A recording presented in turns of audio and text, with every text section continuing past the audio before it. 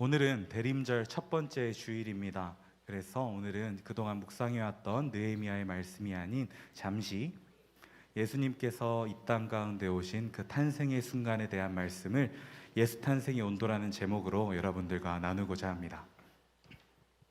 날씨가 이번 주말 들어서 갑자기 많이 쌀쌀해졌고 추워졌습니다. 이렇게 날씨가 추워질 때면 저는 한 번씩 회상하게 되는 과거에 지나갔던 한 수련회가 있습니다.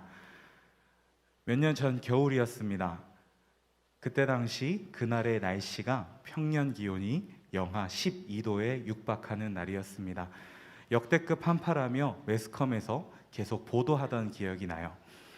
그날 저와 그때 당시 제가 속해 있던 공동체는 경기도 양주에 속한 한 수양관으로 수련회를 떠나게 되었습니다. 수련회장은 여러분들이 수양관을 많이 가보셨다면 알겠지만 깊은 산속에 굉장히 추운 곳에 위치해 있습니다. 도시의 기온이 영하 12도라면 그 산속의 기온은 훨씬 더 추웠겠죠. 그리고 이렇게 외부로 수련회를 나가게 되면은요, 먼저 수양관에 도착하여 우리가 원하는 수련회를 진행할 수 있도록 그 수양관을 꾸미는 조직 선발대라는 사람들이 먼저 그 수양관에 들어가게 됩니다. 저는 이때 당시에 선발대로 이 수양관에 들어가게 되었는데요, 영하 12도의 산속에 새벽에 들어갔으니 얼마나 추웠을까요?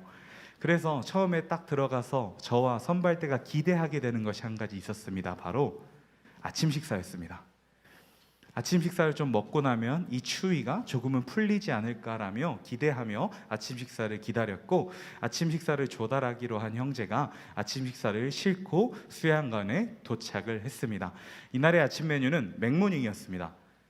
사실 그 새벽에 포장해서 조달할 수 있는 음식이 그렇게 많지가 않아요. 그래서 맥모닝 하면 여러분 무엇을 기대하십니까?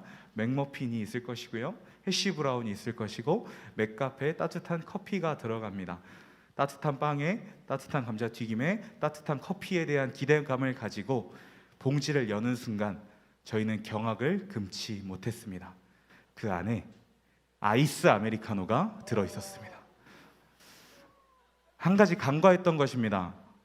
장을 보러 맥도날드에 보낸 그 형제가 얼주가라는 사실을 말이죠. 그래서 저희는 이 잔이 너무 차가워서 손에 잡지도 못한 채 봉투 안에 넣어놓은 상태로 빨대를 꽂아서 이렇게 커피를 마시고, 그 커피와 함께 있으면서 차갑게 식어버린 맥머핀으로 아침을 때울 수밖에 없었습니다. 이런 추위와 관련된 에피소드는 이 수련회 때 이 한 번에서 그치지 않았어요. 어떤 일이 있었냐면요, 역대급 한파로 인하여 보일러 시설이 동파되었습니다. 그래서 예배당 또한 난방이 들어오지 않아서 옛날에 쓰던 그 가스 보일러가 있어요. 이렇게 조그만한 거, 그거를 곳곳에 설치해서 예배당의 온도를 덮여야 했고, 찬바람이 들어오는 걸 막으려고 수십 세트의 김장 봉투를 사다가 모든 구멍과 입구를 막았습니다. 숙소는 어땠을까요?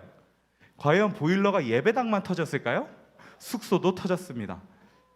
그래서 200여 명의 청년들이 참여했던 그 수련회에서 모두가 밤새 추위에 떨며 2박 3일의 시간을 보내야 했습니다.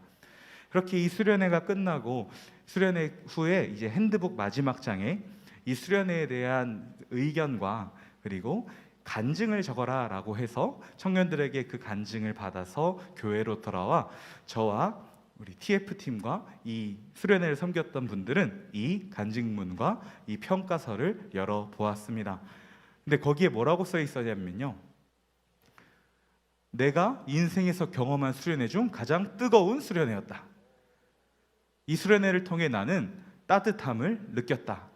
물론 토시 하나 틀리지 않았던 건 아시지만 이러한 맥락에 나는 이 수련회가 뜨거웠고 따뜻했다라는 평가가 대부분이었고, 물론 추웠다라는 피드백, 날씨에 대한 평가가 하나도 없었다면 거짓말이겠지만 대부분, 그러니까 이런 사람들은 소수였고, 대부분의 그 수련회에 참여한 분들이 이 수련회가 따뜻하고 뜨겁고 주님으로 충만한 수련회였다라고 고백하는 것을 경험했습니다. 왜일까요?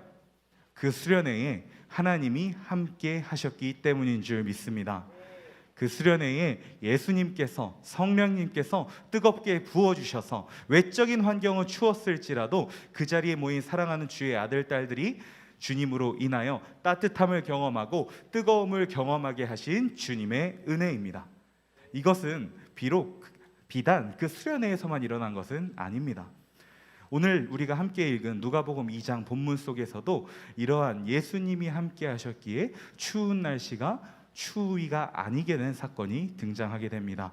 오늘의 본문은 우리가 너무나도 잘 알고 있는 사건입니다. 해마다 이 대림절 성탄 시즌이 되면 교회를 다니지 않는 사람도 한 번쯤 듣게 되는 이야기입니다. 어떤 이야기죠? 마리아가 해산할 때가 돼서, 출산할 때가 돼서 아이 낳을 곳을 찾아 이곳저곳을 다녔는데 아무도 방을 내어주지 않아 결국엔 마구간에서 아이를 낳았다. 근데 이 마구간에서 낳은 아이가 예수님이다.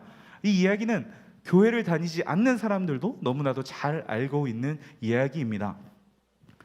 그런데요, 저는 참 엉뚱하게 이 장면에서 예수님의 나심이라던가 마리아가 고생한 것이라던가 이런 것이 아니라 마구간, 이 말구유라는 단어에 집중하게 되더라고요. 왜 그랬을까요?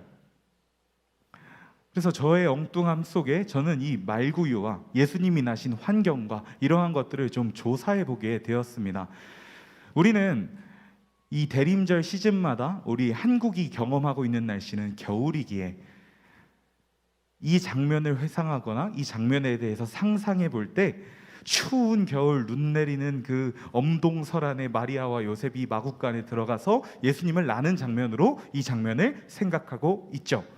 하지만 실제로 예수님이 탄생하셨던 그 시기에 이곳이, 이 지방이 추웠는지 겨울이었는지는 역사적 근거가 없습니다. 하지만 이 마구간에 대해서 조사해 보니까 이곳이 추운 곳은 맞더라는 것을 알게 되었습니다. 말은 어떤 수단으로 이 시대에 이용되었을까요? 교통수단일 것입니다. 교통수단으로 짐을 싣고 사람을 싣고 나르던 말이 체온이 올라가기 때문에 마구간 안에서는 말의 체온을 낮추고자 오늘날 기준으로 마구간은 여름에는 쿨링 시스템을 이용하여 차갑게 만들고요, 겨울에도 집단이나 여러 시스템을 이용하여 따뜻하게는 만들지만 바깥보다 따뜻할 뿐 인간이 지내는 곳에 비해서는 굉장히 춥게 낮은 온도로 유지한다는 것을 알 수 있었습니다. 과거 역시 마찬가지였을 것입니다. 확실한 것은 마구간, 즉 말이 지내는 이 공간은 인간이 지내기에는 다소, 아니 많이 추운 공간이었다는 것을 우리가 알 수 있습니다. 그런데 저의 호기심은 여기서 그치지 않고요, 예수님이 이 자리에서 나신 거잖아요. 마구간에서 나신 것이다 보니까 그러면 예수님이 나는 것, 즉 출산의 현장에 대해서도 조사해 보게 되었습니다. 산부인과 분만실에 대해서 조금 조사를 해봤는데요, 산부인과 분만실은요 아무리 추워도 25도 이상의 온도를 유지한다고 합니다. 최소 25도 그 이상을 유지하려고 노력한다고 해요. 왜일까요? 엄마 뱃속에 있는 아기는요 엄마의 체온, 즉 약 37.5도의 양수 속에서 살다가 세상으로 나오는 것입니다. 그렇다면 37.5도 속에서 10개월을 살던 아기가 엄마 배 속에서 세상 밖으로 나왔을 때 그곳의 기온이 37.5도와 비슷해야 할까요? 이것보다 훨씬 낮아도 상관없을까요? 비슷해야 되겠죠. 그렇기 때문에 분만실의 온도를 최대한 높여서 아기가 태어났을 때 엄마 뱃속에서 경험한 온도와 유사하게 유지했다라는 이야기입니다. 그런데요, 지금 사람이 사는 공간보다 추운 날씨인 마구간에서 사람이 평소에 지내는 곳보다 훨씬 더운 곳에서 나야 하는 아기 예수가 태어났다라는 것입니다. 즉 계절적인 상황은 겨울이 아니었을지언정, 이때 실제 날씨가 춥지 않았을지언정 이 마구간에서 나신 예수님은 추위를 느꼈을 것이라는 것입니다. 또한 이 자리에 있었던 사람들 역시 그 추위를 느껴야 정상이라는 말이 되겠습니다. 그런데요, 오늘 말씀은 그렇게 이야기하지 않습니다. 오늘의 본문인데요, 누가복음 2장 9절의 말씀을 함께 보겠습니다. 시작. 주의 사자가 곁에 서고 주의 영광이 그들을 두루 비추매 크게 무서워하는지라. 지금 비추매라고 했습니다. 이 비추매의 의미에 대해서 조금 더 알아볼게요. 32절의 말씀, 누가복음 2장 32절의 말씀 함께 읽습니다. 시작. 이방을 비추는 빛이요 주의 백성 이스라엘의 영광이니이다 하니 아멘. 자, 여러분 생각해 보겠습니다. 추운 곳에서 추위를 해결하지 못하는데 그곳에 빛에 대한 이야기를 하나요? 비춘다라는 이야기를 하나요? 그렇지 않습니다. 즉 예수님은요 스스로 그곳에 나실 때 이미 사람들이 생각하는 것보다 훨씬 뜨겁고 따뜻한 존재로 임재했으며, 예수님이 그곳에 임재함으로 통하여 예수님이 태어나신 그곳이, 그 현장이 빛을 비추는, 어두움에 빛이 되는, 추위 가운데 따뜻함이 되는, 추위를 녹이는 따뜻한 그 광명으로 가득 찼다라는 것을 의미합니다. 즉 우리 기준으로 마국간은, 인간의 생각으로 마국간이라는 공간은 추운 곳이 맞습니다. 아기가 태어나기에 적합하지 않은 낮은 온도를 가진 곳이 맞습니다. 그런데 예수님이 그곳에 나셨기 때문에, 예수님이 그곳에서 빛으로 오셨고 빛을 비추셨기 때문에 예수님 스스로도 그곳에서 낮은 온도에서 태어났지만 건강에 문제가 없으셨고, 그 자리에 있었던 사람들 또한 그 자리를 추웠던 자리, 온도가 낮았던 자리가 아니라 빛으로, 따뜻한 곳으로 고백했더라라는 것입니다. 사실 이것은 이렇게 굳이 분석하지 않아도 우리가 알 수 있습니다. 우리는 이 말씀을 대림절마다 묵상합니다. 성탄 시즌이 됐을 때 이 말씀을 한 번도 안 들어보거나 한 번도 안 읽어보는 성도는 없을 것입니다. 그런데 여러분, 이 말씀을 듣거나 이 말씀을 읽으면서 단 한 번이라도 와, 예수님 추우셨겠다, 동방 박사들은 얼마나 추웠을까, 저 자리에 있었던 사람들 얼마나 추웠을까라고 생각해 본 적 있으신 분 있으신가요? 없으실 거예요. 왜냐? 이 사건의 주인공이 예수님이기에, 이곳에서 나신 분인 예수님이기에 우리는, 그리스도인들은, 성도들은 예수님을 생각만 해도 따뜻함과 뜨거움을 느끼기에, 우리가 비록 이 장면을 심지어는 한겨울 엄동설한이라고 생각하고 있었음에도 불구하고 이 장면이 추운 장면, 얼어붙은 장면이 아니라 따뜻한 장면, 뜨거운 장면으로 기억할 수 있었던 것입니다. 이쯤 되면 이렇게 질문할 수 있습니다. 전도사님, 거기 있던 사람들은 예수님의 육신을 눈으로 직접 본, 예수님과 육체와 육체가 만나 함께 했던 사람들이잖아요 라고 이야기할 수 있는데요, 그렇지가 않습니다. 시편 23편을 한번 보겠습니다. 시편 23편 1절로 4절의 말씀입니다. 함께 읽습니다. 여호와는 나의 목자시니 내게 부족함이 없으리로다. 그가 나를 푸른 풀밭에 누이시며 쉴 만한 물가로 인도하시는도다. 내 영혼을 소생시키시고 자기 이름을 위하여 의의 길로 인도하시는도다. 내가 사망의 음침한 골짜기로 다닐지라도 해를 두려워하지 않을 것은 주께서 나와 함께 하심이라. 주의 지팡이와 막대기가 나를 안위하시나이다. 아멘. 우리가 너무나도 잘 알고 있는 다윗의 고백입니다. 그런데요, 이 장면을 한번 생각해 보겠습니다. 지금 다윗이 뭐라고 고백하고 있죠? 내가 사망의 음침한 골짜기로 다닐지라도. 여러분, 이 말씀 묵상하며 사막의 음침한 골짜기에 집중하셨던 분 있으실까요? 아마 대부분은 여호와는 나의 목자시니 내게 부족함이 없으리로다. 그가 나를 푸른 풀밭과 쉴 만한 물가로 인도하시는도다. 주가 나를 인도하시고 안위하신다. 이런 말씀들에 집중하셨을 거예요. 그리고 이 말씀을 읽으면서 다윗의 마음을 느끼면서 다윗이 참 추웠겠다, 참 힘들었겠다, 참 어두웠겠다라고 묵상하신 분은 없을 것이라고 생각됩니다. 대부분은 그 푸른 초장과 쉴만한 물가를 떠올리며 다윗이 하나님의 은혜 아래 평안하게 살아가고 있었던 것을 생각하셨을 것이라고 생각됩니다. 그런데요, 다윗이 지금 뭐라고 고백하죠? 나는 사망의 음침한 골짜기로 다닐지라도. 이 구절과요, 다윗의 문체와 시대상을 분석했을 때 많은 성서학자들은 이 다윗이 시편 23편을 고백했던 시기가 다윗이 대적으로부터 쫓기고 있었던 시기일 것이라고 이야기합니다. 다윗이 대적으로부터 쫓기고 있어서 여기저기 도망 다니고 있는 중인데 하나님 여호와는 나의 목자셔서 부족함이 없습니다. 주님과 함께라면 여기가 푸른 풀밭이요 쉴 만한 물가라고 고백한 것입니다. 추운 장면입니다. 어두운 장면입니다. 그런데 다윗은 이 자리가, 이 시간이 따뜻하다, 뜨겁다, 평화롭다라고 이야기하고 있는 것입니다. 그런데 다윗이 예수님과 육체를 함께 했던 사람인가요? 아닙니다. 이 이야기는 무엇이냐? 반드시 예수님이 내 눈앞에 있어야만 이 온도를 경험할 수 있는 것이 아니라는 것입니다.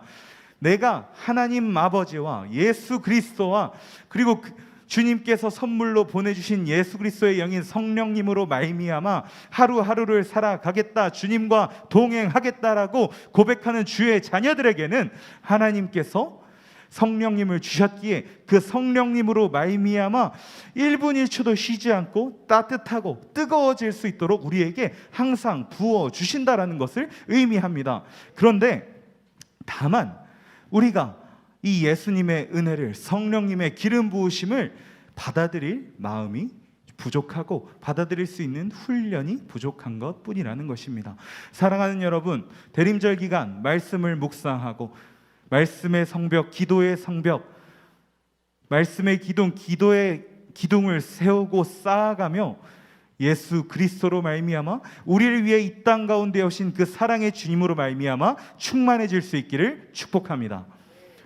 또한 예수님께서는요, 스스로 온도를 가지신 분이었던 것뿐만 아니라 그 온도를 본인의 그 따스함과 뜨거움을 주변에 있는 사람에게 전하셨습니다.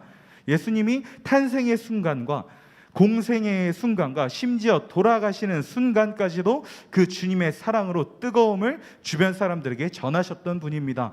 우리는 예수님을 닮아가겠노라고, 예수 그리스도를 따라가겠노라고 고백한 그리스도인입니다. 그렇다면 우리는 어떻게 해야 될까요? 고린도후서 2장 15절의 말씀에는 우리가 어떻게 해야 되는지 너무나도 잘 나타나 있습니다. 함께 읽습니다. 우리는 구원받는 자들에게나 망하는 자들에게나 하나님 앞에서 그리스도의 향기니. 아멘. 향기가 무엇인가요? 향기라는 게 내가 이렇게 전해야지, 내가 이렇게 저 사람한테 나한테 있는 냄새 나게 해야지 해서 나지는 게 향기인가요? 아닙니다. 향기의 본체가 되는 그 매개체가 그 향기로 인하여 풍성해지고 채워졌을 때 자연스럽게 매개체를 빠져나가 공기를 타고 다른 사람에게 전해지는 것이 향기입니다. 즉 하나님께서는 우리가 충만해지기만을 원하시는 것이 아니라 예수 그리스도로 말미암아 예수 탄생의 온도로 말미암아 따뜻해지고 뜨거워져서 우리 안에 끌어넘치는 그 주님의 사랑을 흘려 보내기를 원하신다라는 것입니다. 주님을 참 사랑했던, 주를 참 사모했던 한 청년이 있습니다. 주를 하루라도 가까이 하지 않으면 입에 가시가 돋던 청년이 있습니다. 그런데 문제는 이 주가 저 주님이 아니고 이 주였다라는 것입니다. 이렇게밖에 안 했는데 다 알아들으시네요. 네. 이 청년은요, 사회에서나 학교에서나 자기에게 주어진 자리에서 충분히 인정받고 충분히 성실했고 충분히 잘하고 있었지만 마음속에 있는 알 수 없는 공허함과 내면의 상처들로 인해서 누군가에게 말할 수 없는 그 상처들이 쌓이고 쌓인 것들을 해소하고자 술을 찾고 술로 하루하루를 지내오던 청년이었습니다. 바로 청년 김승균의 이야기입니다. 그러던 제가 어느 날 학교 선배의 인도로 교회를 처음 가게 됩니다. 선배의 인도로 갔습니다. 그럼 예의상 한 달은 가야 됩니다. 한 번만 가면 좀 예의가 어긋나는 것 같아서 한 달을 다니기를 합니다. 그런데 3주 동안 새가족 교육을 받았더니 한 달째 되는 날 목장이라는 걸 배중해 줍니다. 목장에 들어갑니다. 그럼 이제 오늘이 마지막 날이다라고 생각했는데 그 목장에 들어간 주가 그 교회 수련회랍니다. 고민하다가 예의상 수련회까지만 가고 교회 안 나와야지라고 생각합니다. 수련회에 갔어요. 그러면 저는 누구랑 그 수련회장에 있고 싶어 할까요? 저를 데리고 간 그 선배랑 있고 싶어 하겠죠. 그런데 그 선배가 갑자기 찾아와서 승현아, 나는 일이 있어서 집에 먼저 갈게. 은혜 많이 받고 하고 쌩하고 집에 가버립니다. 그러면 저는 어떻게 했을까요? 나도 집에 가야겠다라고 생각했겠죠. 그래서 집에 가려고 짐을 부랴부랴 싸던 순간 제가 목장에 등반했다고 했잖아요. 저희 목장에 목자의 소식, 즉 얼굴 딱 한 번 본 그 목자의 소식이 전해집니다. 몸살이 너무 심해서 며칠 동안 알아 누워 있었는데, 그럼에도 불구하고 회사에 일은 못하지만 집에서 재택근무를 하며 아픔 속에, 수많은 과중한 업무 속에 힘들게 있어서 수련회를 오지 못했던 이 목자가 얼굴 한 번 본 그 세 가족이 수련회 왔다는 이야기를 듣고 일도 접어두고 그 아픈 몸을 이끌고 수련회장으로 오고 있다는 것입니다. 제가 신앙은 없었지만 인간된 도리로 그렇게 오고 있다는데 어떻게 집에 가요? 그래서 수련회장에 남기로 결심합니다. 수련회가 시작됐습니다. 아직도 잊을 수 없어요. 전도사님의 설교가 성령의 은사를 사모합시다. 그리고 그날 유독 이걸 강조하더라고요. 방언의 은사를 사모합시다. 이러더니 기도회가 시작됐습니다. 불을 끕니다. 자, 여러분들은 불 끄고 예배 드리는 게 익숙하죠? 저는 익숙하지 않아요. 불을 딱 끕니다. 근데 갑자기 제 앞뒤 양옆에 조금 전에 같이 간식 먹으면서 웃어주던 저희 목원들이 세상 알아들을 수 없는 말로 기도를 하기 시작합니다. 이게 영어인지 중국말인지 혀가 꼬부라져가지고 아무도 알아들을 수 없는 말로 기도를 하면서 소리를 지르기 시작합니다. 무서웠습니다. 덩치가 이렇게 크지만 무서웠습니다. 그래서 도망가야겠다 하고 뒤를 딱 뒤돌아봤는데 예배당 입구에 웬 양복 입은 청년 하나가 서 있습니다. 사실 그냥 늦게 퇴근해서 앞에까지 못 가니까 예배당 입구에 서 있었던 신실한 청년이었는데, 제 입장에선 못 나가게 막는 거구나, 나가긴 글렀다 라고 생각하게 하는 참 두려운 형제였습니다.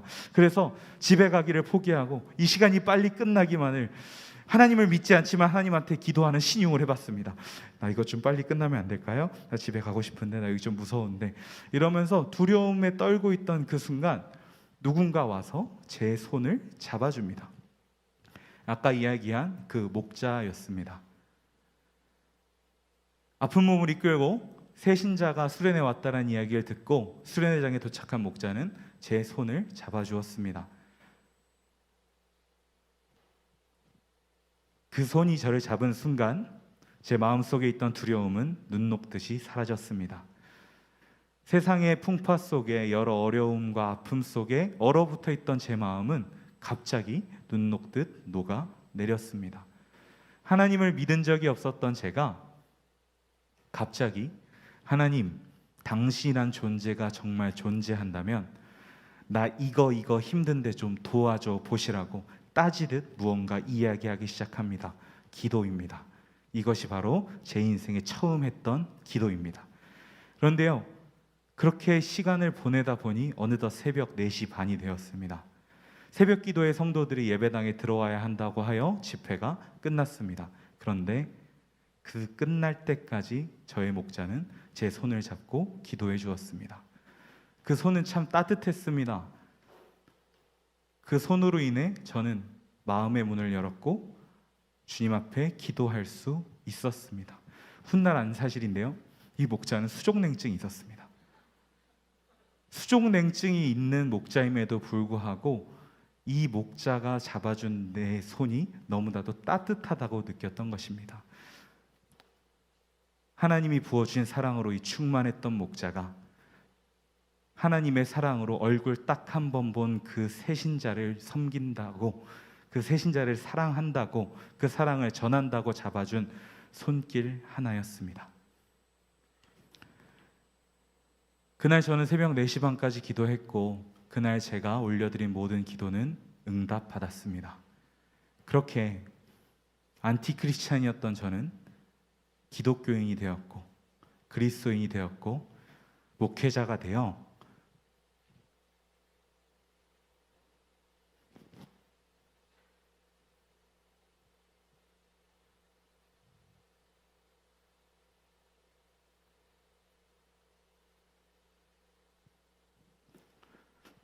지금 여러분 앞에서 제가 경험한 예수님의 온도를 간증하고 있습니다. 그때 제가 받은 은혜, 제가 누린 온도의 이야기를 중심으로 썼던 찬양이 한 곡 있습니다. 제가 처음으로 쓴 찬양인데요, 그대의 온도라는 찬양입니다. 이런 가사를 가지고 있습니다. 하루 종일 괜히 더 지치고 아무 일도 손에 잡히지 않아. 세상 모든 힘든 일 모두 내 것 같고 나만 빼고 다 좋아 보이던 그러던 어느 날 내 손 잡아준 건, 날 일으켜준 건 오직 하나, 따스한 그 손길. 그대의 온도가 나를 감쌀 때, 그대의 손길이 내 맘에 닿을 때, 감사라는 말로, 사랑이란 말로 못다할 따뜻함이 내게 느껴지네. 저를 변화시킨 건 그렇게 큰 사건이 아니었습니다. 우리가 주님 앞에 은혜를 구할 때 그렇게 부르짖는 엄청난 체험이나 엄청난 기도의 응답이 아니었습니다.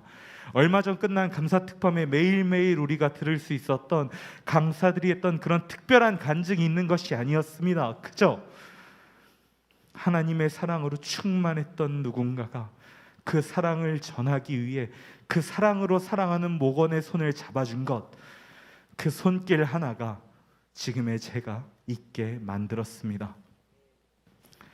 사랑하는 여러분, 대림절입니다. 교회가 대림절을 지키는 이유 중에 가장 큰 두 가지 목적은 경건과 초대라고 이야기합니다. 여러분이 지금 만약 예수님의 온도로 충만하지 않다면, 예수 그리스도의 온도로 인하여 따뜻하고 뜨거움을 경험하지 못하고 이 추운 겨울, 그리고 여러분들의 삶의 자리에서 어두움과 어려움과 추위를 느끼고 있다면, 이 기간 함께 예수 그리스도를, 하나님의 말씀을 묵상하며 다시 한번 따뜻해질 수 있기를, 뜨거워질 수 있기를, 충만해질 수 있기를 주님의 이름으로 축복합니다. 사랑하는 여러분, 만약 여러분들 마음속에 지금 예수님의 사랑으로 충만하시다면 그 사랑을 누군가에게 전할 수 있기를 소망합니다. 대단한 것을 하자는 것이 아닙니다. 그저 따뜻한 손길 한 번, 따뜻한 말 한마디, 따뜻한 표정 하나로 아직도 예수님을 알지 못하고 세상 가운데 방황하고 있는 누구에게는 예수님을 전하는 향기가 될 수 있습니다. 또는 우리 공동체 안에 있지만 예수님을 경험하지 못하며 오늘도 방황하고 예수님을 경험하지 못하며 오늘도 시험 들고 있는 누군가에게 예수님을 전할 수 있습니다.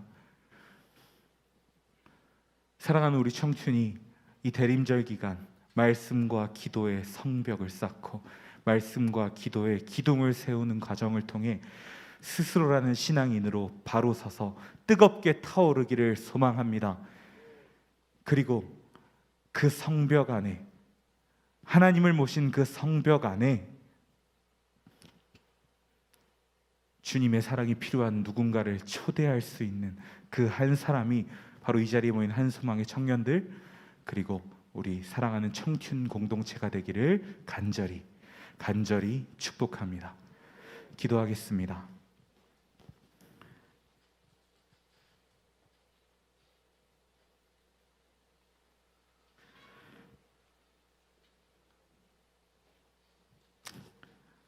우리를 위해 오신 예수 그리스도를 찬송합니다.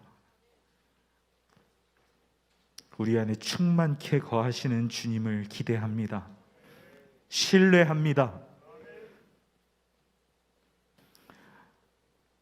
어떠한 환경에 있건 어떤 상황에 있건 그 상황 위에 계시어 그곳을 예수님의 임재가 가득한 곳으로, 성령으로 충만한 곳으로, 따뜻하고 뜨거운 곳으로 만드셨던 주님을 닮아가기 원합니다. 그 온도를 전할 수 있는 우리가 되기를 원합니다. 주님, 우리를 붙드시고 채우시고 흘러 넘치게 하여 주옵소서. 우리 위에 이 땅 가운데 오신 예수님의 이름으로 기도합니다. 아멘. 이제 모두 자리에 일어나 오늘 주신 말씀을 생각하며 함께 찬양하며 나아가겠습니다.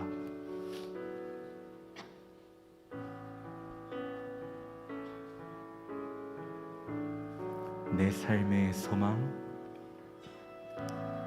내 삶의 소망,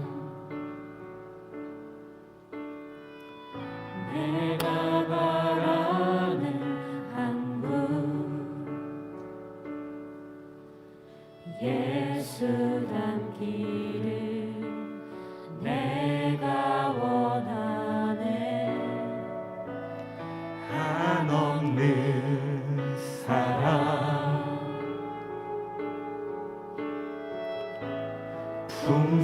풍성한 긍휼, 예수 닮기를 내가 원하네. 예수 닮기를, 예수 보기를, 예수만 높이길 내가 원하네. 내 평생 소원, 예수 닮기를, 예수만 닮기를 내가 원하네. 계속해서 2절로 고백합니다.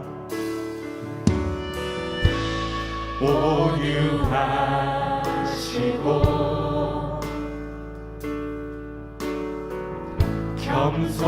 겸손하신 성품,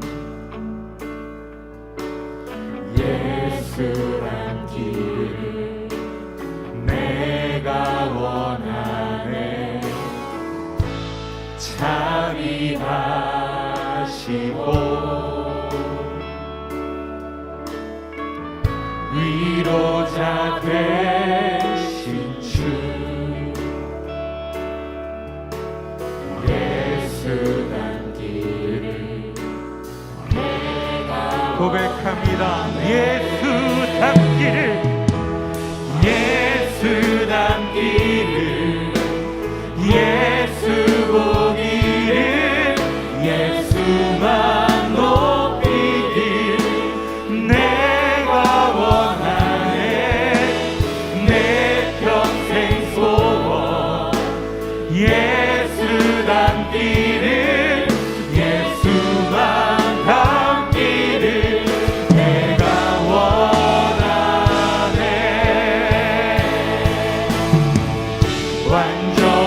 완전하신 예수, 새롭게 하시네. 연약한 내 영혼 온전하게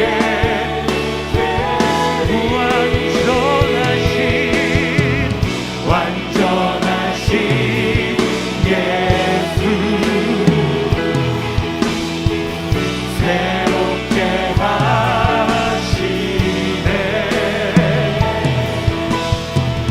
연약한 내 영혼 온전하게 되리.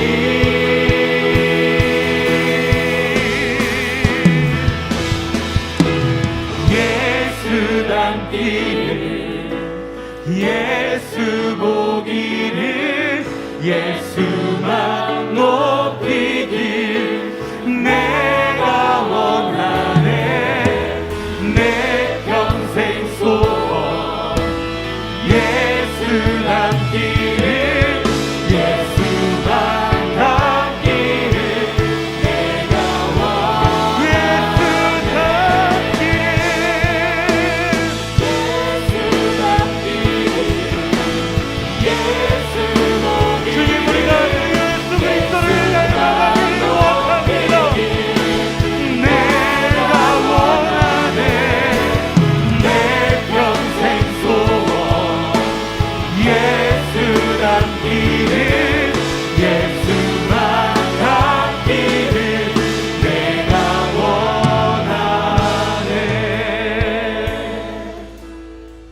사랑하는 여러분, 우린 1절의 가사에서 이렇게 고백했습니다. 내 삶의 소망, 내가 바라는 한 분, 한없는 사랑. 우리가 고백한 찬양의 고백대로 우리가 되게 하여 달라고 이 시간 우리의 마음에 손을 얹고 함께 기도하기 원합니다. 하나님, 우리가 주님을 따라가는 것에, 주님을 닮아가는 것에 소망을 둡니다. 우리가 바라는 분은 오직 주님 예수 그리스도 한 분뿐입니다. 그 사랑의 주님, 우리가 그 사랑을 경험하게 하여 주옵소서. 긍휼의 하나님 아버지, 우리를 긍휼히 여기시는 그 주님의 사랑으로 우리가 충만케 되게 하여 주옵소서. 그렇게 우리가 예수 그리스도의 온도로 따뜻하고 뜨겁고 충만케 되게 하여 주옵소서. 그 시간 주여 한번 가까이 부르고 기도하며 나아갑니다. 주여, 하나님 아버지, 우리를 시원합니다. 아버지 사랑을 시원합니다. 아버지 우리를 고백하는 주시옵소서. 우리를 거두는 충만케 하여 주시옵소서. 그 사랑을 경험하기 원합니다. 주의를 시옵소서. 아버지 하나님 시원합니다. 아버지 하나님 시원합니다.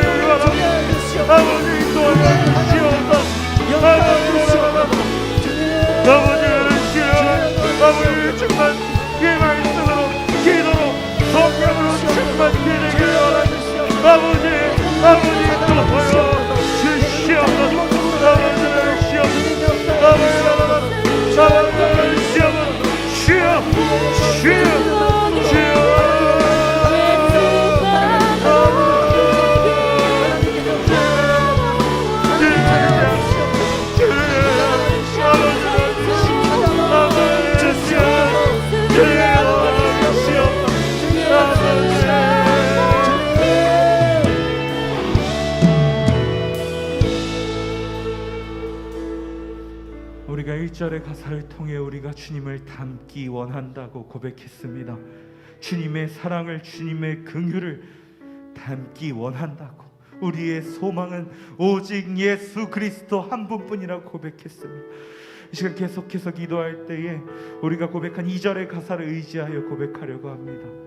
온유하시고 겸손하신 성품, 자비하시고 위로자 되신 주. 1절의 가사가 우리 안에 채우시는 주님을 닮아가기 원한다는 가사였다면 2절의 가사는 우리 안에 채우신 하나님의 사랑을 온유함으로, 겸손함으로, 자비함으로, 누군가를 그리스도의 위로로 위로함으로 따라가겠노라고 하는 고백입니다. 이 시간 함께 두 손을 하나님 향해 높이 들고 기도합시다. 하나님, 우리가 주님을 따라가게 하여 주옵소서. 네. 우리가 주님을 닮아가게 하여 주시옵소서. 네. 주님으로 충만하여져서 그 주님을 흘려보내게 하여 주시옵소서. 네. 그 주님을 전하기 원합니다. 우리 안에 충만케 채우신 주님의 사랑을 전하기 원합니다.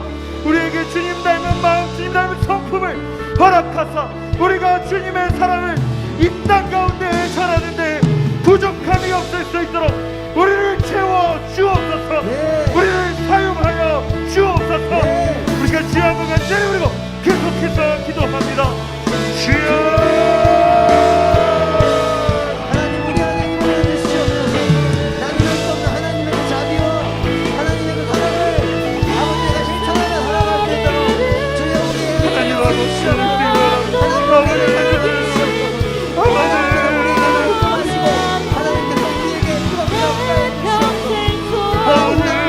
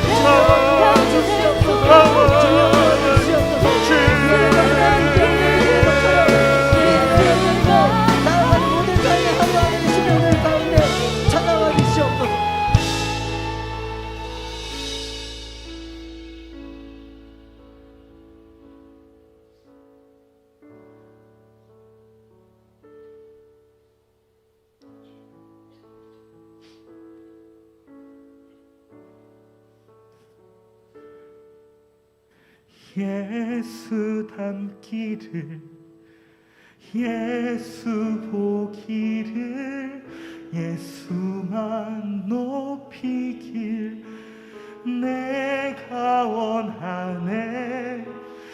내 평생 소원 예수 닮기를, 예수만 닮기를 내가. 우리 시간 우리의 목소리로 고백하기 원합니다.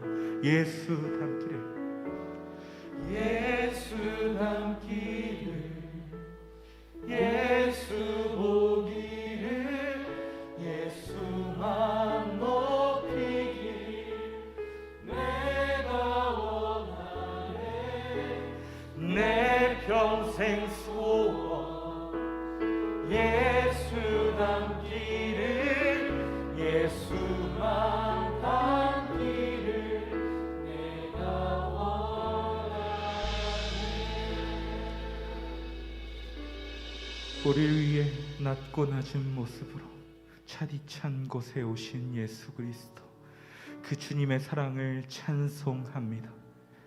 이젠 우리가 그 예수 탄생의 온도를 담고 닮아가기를 소망합니다.